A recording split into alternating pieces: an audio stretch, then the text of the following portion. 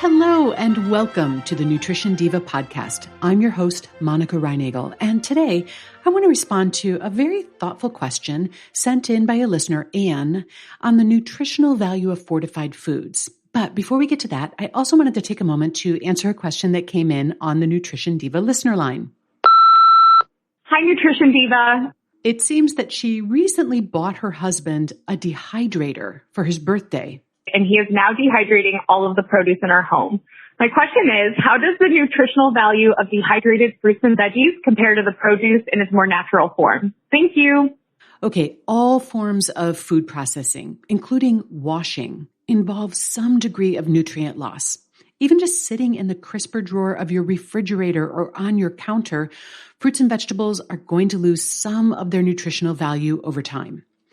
Not all nutrients are equally affected, though. Water-soluble vitamins, like vitamin C, tend to be among the more fragile ones. Fat-soluble vitamins, such as vitamin A, are a bit sturdier. Minerals, like calcium and zinc, as well as macronutrients, like fiber or protein, are even less affected by processing or cooking. Among the different forms of processing, dehydrating and freezing generally preserve more nutrients than baking or boiling. They may even retain more nutrients than quote-unquote fresh produce that's been sitting around for a while. The thing is, no matter how you process your produce, there is still plenty of valuable nutrition to be had from them. In fact, the recommendations for how many servings of fruits and vegetables you should eat are based in part on the assumption that some of them will be cooked or otherwise processed and will have suffered some nutrient losses. Dehydrating fruits and vegetables can be a great way to keep fresh produce from spoiling before you can eat it. And for sure, you're going to get more nutritional value from fruits and vegetables that you dehydrate versus those that you end up composting. And listen, if you're using your dehydrator to make kale chips, which you then eat instead of Doritos, who cares if a microgram or two of vitamin K gets lost in the process? You are still way ahead of the game. The one thing that you miss out on with dehydrated fruits and vegetables is the natural water content of fresh produce, and that serves a variety of functions. Fresh produce can be up to 98% water by weight, and that's an important source of hydration in the diet. And that water also helps fill your stomach, which can be helpful with portion control. So while I'm not really worried about the nutrient losses involved in the dehydration process, and I'm all about reducing food waste, I'd encourage your husband to leave at least some of the produce in your house in its undehydrated state for you to enjoy that way as well. And by the way, if you'd like to leave a question on the listener line, the number for that is 443-961-6026.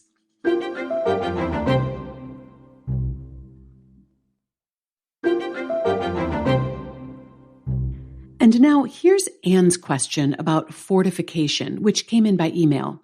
She wrote, "We are always advised that it's better to get our nutrients from food if possible rather than supplements. So where do fortified foods fit in terms of meeting our daily requirements?" The first thing to understand is that fortification does not serve the same purpose as nutritional supplementation. Fortification programs are really more about population-wide health effects than they are about individual nutrition. They often target nutrients that are either deficient in the food supply or widely underconsumed and pair them with a food that is very widely consumed in order to maximize the impact. For example, there are a lot of areas in the world where there's not a lot of naturally occurring iodine in the soil or the water.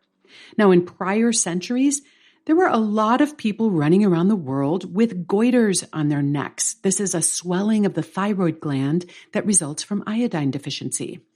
Today, goiters are pretty rare, at least in developed nations, and this is because iodine is now commonly added to table salt. Folic acid is another case of fortification for the benefit of public health.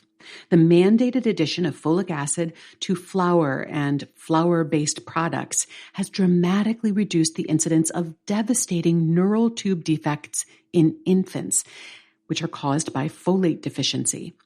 Similarly, the fortification of milk with vitamin D, another nutrient that does not naturally occur in a whole lot of foods, has largely eliminated rickets from the developed world.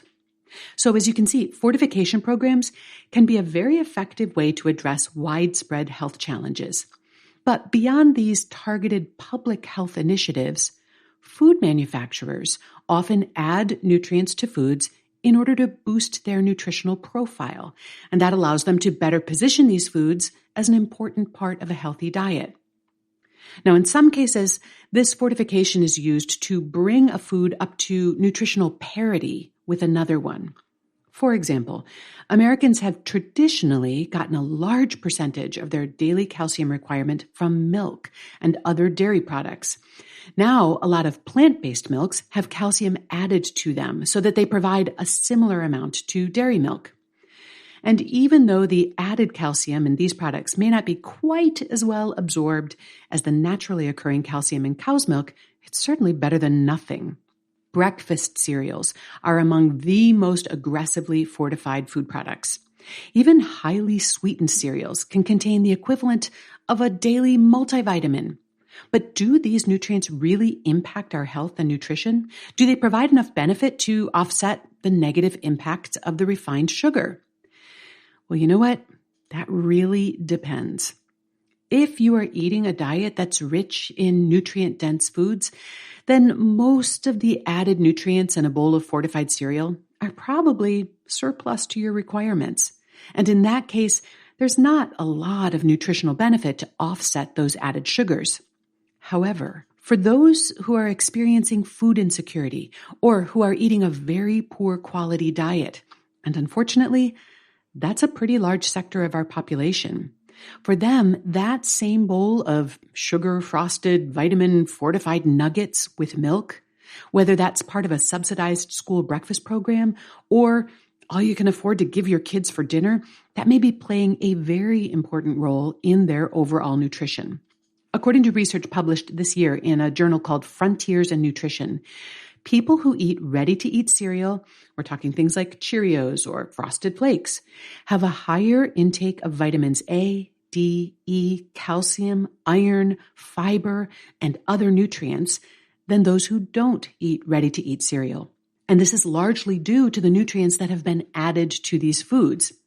And these differences are most dramatic in lower-income households, people who are often relying on food assistance programs like WIC, SNAP, or school breakfast and lunch programs.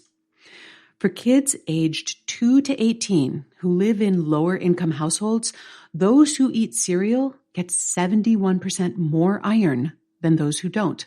Their vitamin C intake is 21% higher, vitamin E intake is 11% higher, and so on. And that can add up to a significant difference in terms of their overall nutrient intake. You're likely to get as much iron from a bowl of fortified cereal as you'll get from all the other foods you eat that day combined. Here's Amy Cohn. She's a registered dietitian and senior nutrition manager for cereal at General Mills.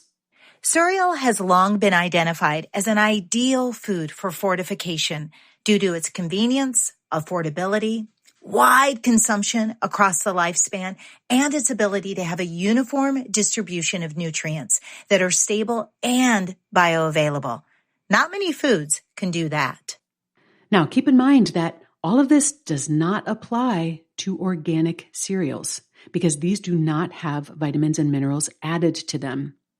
I know this might be a little hard for some listeners to swallow because I've choked over this myself, but a bowl of organic steel-cut oats might actually be less helpful in meeting some of those basic nutrient needs than a bowl of ready-to-eat fortified frosted flakes with milk. Now, obviously, a bowl of fortified unfrosted flakes would also meet those needs without that added sugar. But if the frosted flakes actually get eaten, and the unfrosted ones don't, that becomes a moot point. You might also be surprised, as I was, to learn that added sugar intake is actually slightly lower for lower-income kids that eat ready-to-eat cereal versus those who don't. So here's the irony of this. For those with the resources and the inclination to eat a healthy diet, a bowl of sugar-sweetened cereal might simply be a guilty pleasure, and it's one I'll admit to enjoying once in a while myself. But for others, including millions of children, that same bowl of cereal may well represent the most nutritious meal of the day. Now, I just want to briefly mention one other category of heavily fortified foods, and those are the expensive bars, shakes, and beverages that are pitched to the health-conscious crowd. And these are the people who probably need them the least. In the context of a healthy, nutritious diet, this level of fortification is completely unnecessary and without any real benefit. In other words, if you're nutrition focused enough to buy bottled water with added vitamins, you probably don't need the extra vitamins. And if you are actually buying expensive bottled water or meal replacement bars as a way of meeting your nutritional needs, well, I think you'd get more benefit by investing those same resources in more real whole foods. I'd really love to know what you think about this issue of fortification, either as a public health initiative or as a matter of individual nutrition. Drop me an email at nutrition@quickanddirtytips.com. I'd love to hear from you. Nutrition Diva is a Quick and Dirty Tips podcast. It's audio engineered by Nathan Sems with script editing by Adam Cecil. Our podcast and advertising operations specialist is Morgan Christensen. Our digital operations specialist is Holly Hutchings. Our marketing and publicity assistant is Davina Tomlin. And our intern is Brendan Pika.